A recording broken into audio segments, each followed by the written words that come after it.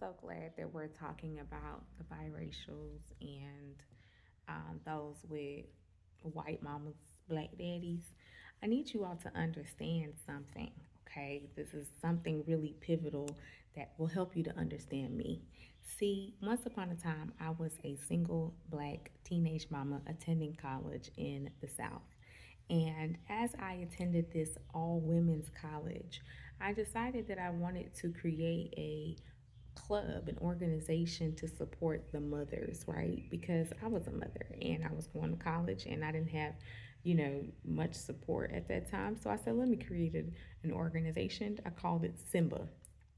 And while attending Agnes Scott College, which is in Georgia, in Decatur, Georgia, where I'm from, and creating this organization, most of the people who were in that organization were actually white women because I was at a predominantly white institution. And baby, almost all of them, except for one, had a black baby daddy, right? And this is why I say that black men, you are doing a serious harm to our community when you take up with these white women. See, what I learned from my experience, I didn't have these very heavy views about procreation and being so anti black white procreation. I didn't have those views until my experiences at this college and watching these white mothers raise these kids. But these white mothers were not equipped to raise black children. They weren't. And I found myself very overwhelmed with the task of being a black auntie, trying to basically single handedly save our children. I would have to talk to these mamas about bringing their kids outside with no jacket during the wintertime, no socks on. There was one child, let me just call her Rachel, and her white mother, let's call her white mother Bethany. Baby, Rachel would be outside in the dead of winter with her nose running, just sick. And Bethany was a young mother like me, white, did not know how to raise a black baby, much less, a child who was in that particular situation sickly. And she raised her according to how she had been raised, gave her the food that she had grown up eating. And none of that was the right choice for Rachel. And it was like I was literally looking at the destruction of black children because these white mothers weren't aware of cultural euphemisms, weren't trying to get to know things about our culture. They had been abandoned, most of them, by their black baby daddies. Because guess what? The same thing that these black men do with black women, they're going to do with white women. It's the same. It doesn't change. It's the same nigga. So I was watching these white women deal with these black men, chasing them for child support, or really just absolving them of any responsibilities. And then the crazy part, the real head trip was because many of these white women were lovers of black men, they would get another black man. So now you have another black man who is interacting with your black child, but he has no interest in your black child. And there have been so many biracial children who have come out and talked about the harm that exists in being raised with a white mama. Even the concept that their dad fetishized white women, and that caused harm, that he was full of self-hate, and that's why he chose a white woman. Um, there's just so much to study and to learn about this dynamic that it's crazy that we're having this conversation in 2026, because when I was trying to have these conversations in 2002, did nobody want to hear that? I remember saying to people that I don't believe in interracial relationships in high school.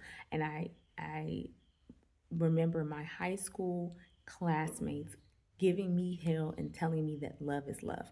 One of my high school papers was was centered around the standard of beauty, and what I had attempted to demonstrate in this paper that was way before my time was simply the fact that the standard of beauty is based around Eurocentric features, around whiteness, and that when you say love is love, that's bullshit, because we have been taught to love the colonizers' features and look at that as beautiful. This is why colorism has been a problem in the black community.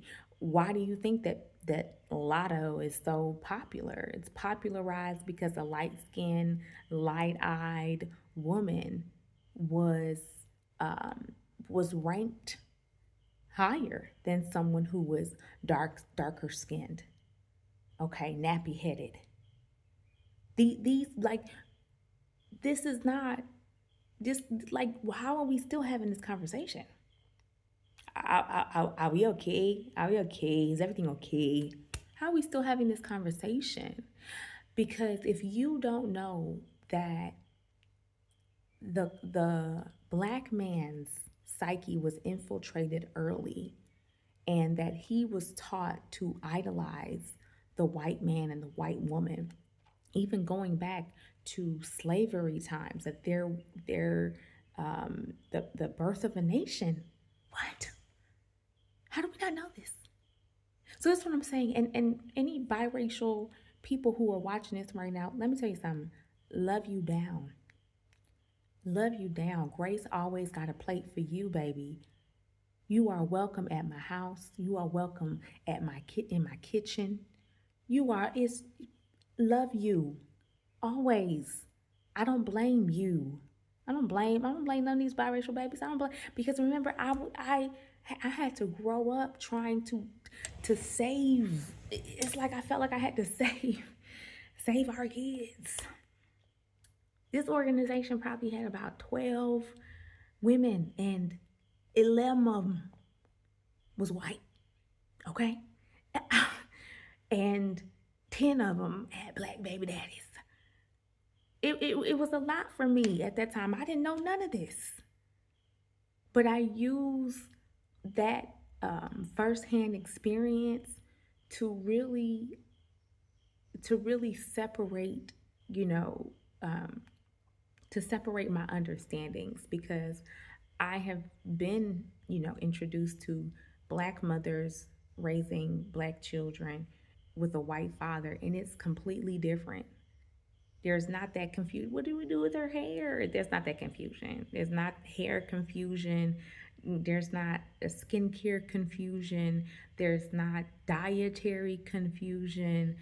There's not that. There are other issues, right? There are lots of other issues that can come up with that, but it's certain issues are just not part of the dialogue.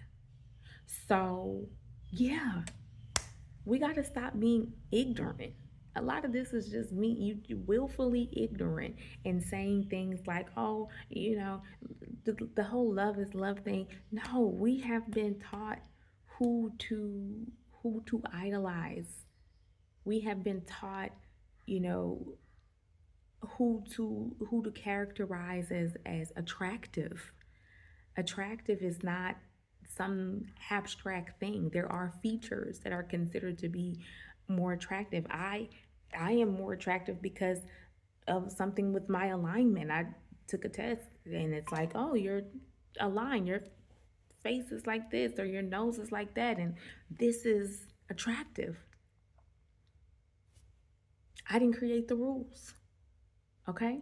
So when we talk about whiteness and we talk about choosing partners and etc., just know that over the last 200, 300, 400 years, there has been a narrative about what's considered to be beautiful, what's considered to be attractive, and that we have fallen prey to that. And when we do fall prey to that, and when we do choose interracial white partners or colonizers, the same people who ate us, who enslaved us, who raped and pillaged and everything, those same abusers, when we choose that, then we're now creating a situation when we then breed and have biracial babies.